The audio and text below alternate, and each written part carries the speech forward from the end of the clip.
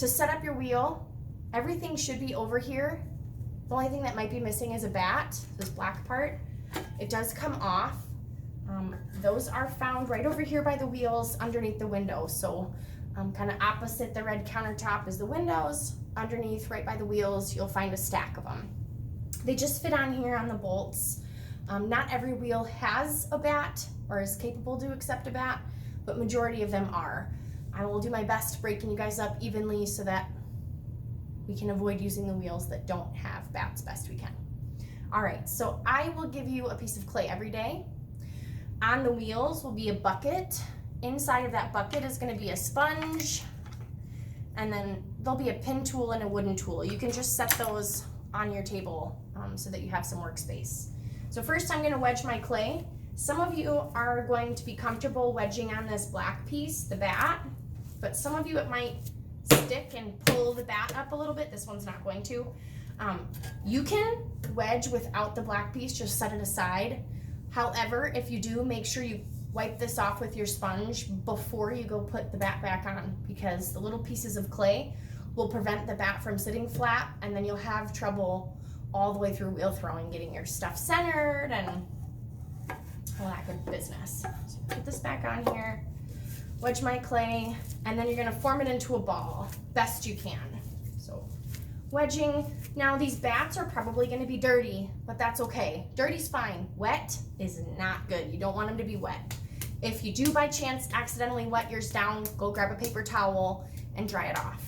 I'm gonna make a ball here really quick, or a ball-ish shape.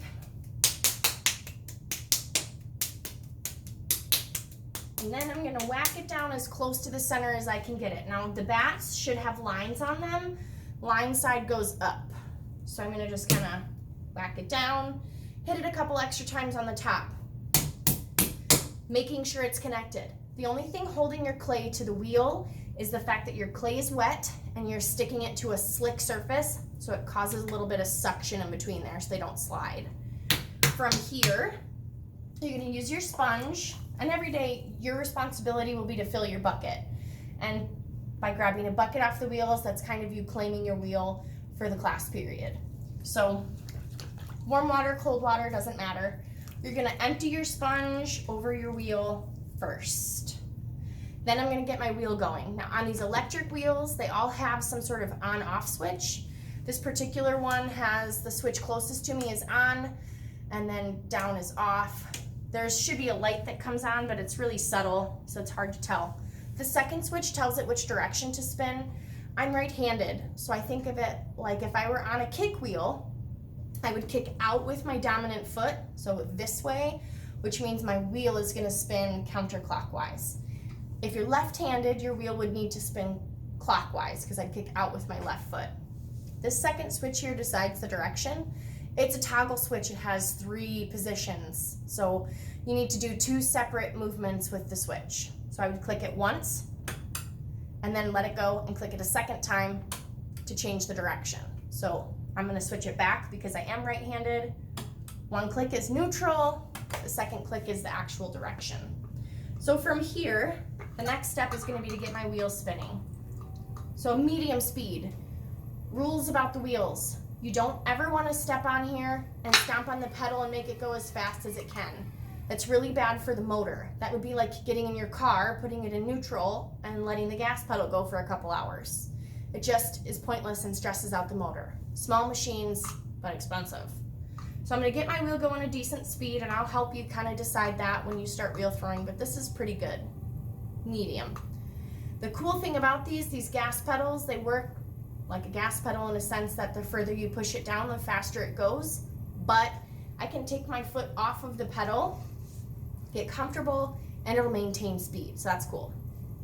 So I got my clay wet. I'm gonna take one finger and I'm gonna seal it to the wheel down here at the bottom. Now I'm only pushing enough that I don't see any gaps between the wheel and my clay, which you're a little far away in the video, but I wanted you to see the whole system. So I'm actually, maybe I'll just move you a little closer. Sorry. Okay, so one finger on the wheel, making sure there's no gaps between my clay and the wheel.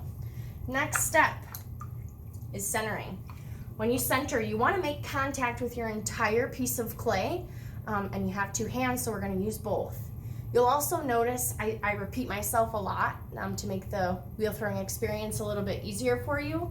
And so at first, you're gonna hear me say you wanna make, full contact with your clay. I'm gonna have my right hand down behind my clay, my left hand down, it goes down next to it, and then I'm gonna close my hands, making contact. Notice, my elbows are locked into my legs, my arms are kind of locked into the tray, and my fingers are locked to each other. They're not moving. If I can come over and wiggle your fingers as you're wheel throwing, you're not holding your hands still enough. So not only is it about not letting my arms move, but it's also about not letting my fingers move. Because you can all just lay your fingers over your clay and it'll jump around. You gotta kind of strong arm it. So I'm gonna squeeze, making sure you're making contact with your clay. Notice my top hand, as it makes a rotation, does contact all my clay, and same thing on the side. So this is a centered piece of clay. It looks like there's a wobble, but that's actually coming from an optical illusion on the wheel. There's a little bit of extra clay down here, so feel free to clean that up so it doesn't make you have the wobbles. All right. Periodically, as you wheel throw, I'll remind you to clean up. That just means run your sponge in here and absorb some of the water out and put it back in your bucket. It will be your responsibility to clean your wheel when you're finished, and it does get overwhelming. So I clean kind of in between steps as I go. So I have a mound that's perfectly in the center of my wheel. I need to start turning it into a pot. The first thing I'm gonna do, and this is one of those repetitive moments, I'm gonna take my first two fingers and put them together. I'm gonna lock my elbows in, and then I'm gonna let my fingers find the center of my clay before I commit to pushing down. I know I'm in the center. I'm not gonna let my fingers move in a circle. I'm gonna hold them still and push down about 1/4 of an inch, or bury your fingertips or your fingernails, okay? Any extra clay just goes right into your bucket. Add a little bit of water to that middle. Couple rules about wheel throwing. I'm never gonna touch my clay from now on unless it's spinning. And you always want your clay to be wet. Your hands should be, or your clay should be sliding through your hands. If they start sticking, then we tend to uncenter our clay and we get wobbles. So water is your friend. Once I have my divot, I'm gonna have to reimburse my top. It's really important to keep this top flat because it will become the top of your pot. Now, if it does get wonky, we can cut it off, but you don't want to have to continuously cut the top because then you end up with a shorter and shorter and shorter pot. So when you reimburse, you're going to pinch with your left thumb and first finger and drag with your right, so it kind of looks like the pi symbol in math, and I'm going to do that right over my clay. So I'm going to pinch with my left. I'm not really squeezing, I'm more kind of giving it sturdy support. Then this finger comes in and puts a little bit of downward pressure just until that top edge is nice, flat, and even, and then you take your hands off. So I'm gonna just kind of, yeah, that. From here, add a little extra water if you don't have any. Same first two fingers, put them together, lock your elbows in. You're gonna make that hole deeper now. So you're gonna push down until you're about 1/4 of an inch away from the bottom. This is the hardest part because it's kind of guess and check. I can't really tell you exactly what 1/4 of an inch is, so we're gonna guess and then check. Once I think I'm close enough, I'm gonna take my fingers out. Some of you will get a little worm of clay like I have. Just put that again in your bucket. I'm going to reimburse my top. You're gonna do that every time you touch your clay. So every time you touch your clay, you're gonna reimburse your top, keep that top nice, flat, and even. And then I'm actually gonna stop my wheel, so just pedal backwards on your pedal and grab this pin tool. I'm gonna check the depth or how thick my base is. So I'm gonna stab the center. I'm gonna put my finger at the bottom of my pot that I just made, and I'm gonna lift it out, and I'm looking for about 1/4 of an inch. So anywhere, that's a little much, anywhere from about, well, it's hard to see, there to there would be a good measurement, okay? So I'm good here. If at this point, I would be way down here at the bottom of my tool, you just get your wheel going again and push down a little further, stop and recheck until you get that 1/4 of an inch. If you end up going too thin, this is the part where you would need to call me over and have me fix it. If you move past this point, that kind of becomes impossible to fix and you just have to start over. So remember, as you check, if it's too thin, have me come fix. All right, so I have a hole. Technically I have a pot, but I need to make it wider. So I'm gonna take, remember that repetitive, take those same first 2 fingers, put them together. I'm gonna lock my elbows in so they're locked into my legs. I'm gonna put my fingers at the bottom without pushing down any further because I want a base to my pot, that's important. But I'm gonna pull very slowly, very evenly, straight towards me. You do have to put quite a bit of pressure behind your clay to get it to move. And I'm looking to make my hole about the size of a Coca-Cola can. So if you could set a pop can in the center, that's pretty good. It's always easier to maintain a good evenness on the inside as you're throwing, and then we worry about the shaping, the size part, pushing it out, pushing it in, that comes later.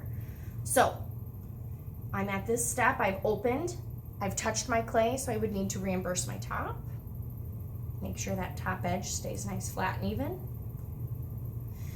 From here I have a pot, but it is too thick. I'm at about 1 inch thick here, so I would need to thin that out quite a bit before I can fire it. That step is called raising, so I'm gonna make it taller, hence the raising. From here, you're always gonna hear me say you want your clay to be wet, but no puddle. So I'm gonna take my sponge and absorb the water out of the middle, kind of squeeze that off into my bucket, but I do want the surface wet. I just don't want a puddle in the center anymore. When you raise, you're gonna have one hand inside, one hand outside with your sponge. Your sponge always goes in your dominant hand because you have more control. And your sponge is always on the outside because it'll help keep the surface of your clay, number 1, wet, so it doesn't stick, and number 2, smooth, because that's the part of your pot most people are gonna see. Nobody's really gonna be looking on the inside. So one hand inside, one hand outside with my sponge. I need to kind of readjust here so I can be comfortable. I make as much contact with my clay as possible. So you don't want to be up here hovering like stiff like a board because my hands aren't as sturdy. You want to be as close to the trunk or the base of your body as possible. Kind of like if you hold your arms out, it's really easy for somebody to push them down, but if you lock your elbows in, then you're more sturdy. Same concept. So I'm going to make as much contact with my clay as possible, and my pressure comes from my outside hand. So I'm actually going to squeeze a little bit here at the bottom where my clay is thickest, and then I'm gonna hold and let my clay make a few rotations because I am asking it to move quite a bit, okay? Once I've squeezed and held, you're actually going to notice, hold on a second, I'm gonna bring you a little closer, change the angle a little. Yeah, video shake. I'm gonna lower you a little bit here. Don't mind me.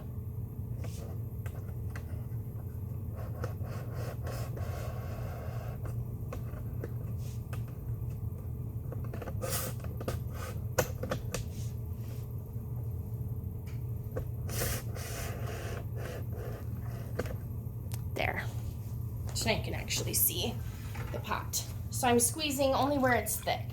So right now, this right here is my thickest part. It's a little thinner here, a little thicker here. So I'm gonna squeeze where it's thick and hold. And my clay has nowhere to go but up because I can't go down into the wheel, can't go into my hand because I'm holding it still. My pressure coming in forces that clay to go upwards. I've touched it, so I'm gonna reimburse my top. Start again. One hand inside, one hand outside with my sponge. My inside hand is gonna stay as still as possible because I worked really hard to make that interior space.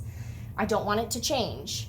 I'm squeezing where it's thickest, so that's at the bottom. Now I've moved that thicker part up. I can almost put my finger in that ridge. Always squeezing where it's thickest. So get underneath there, give it a good squeeze, let it make a few rotations, and that lump moves up. So now it's here.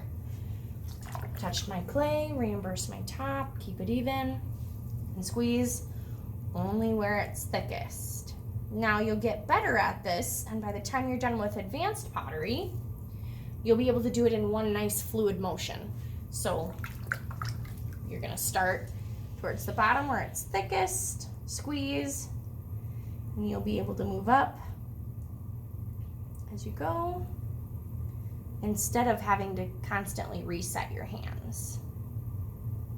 Now my top has gotten a little wobbly because I have an air bubble, but I'm gonna pop that inside here real quick.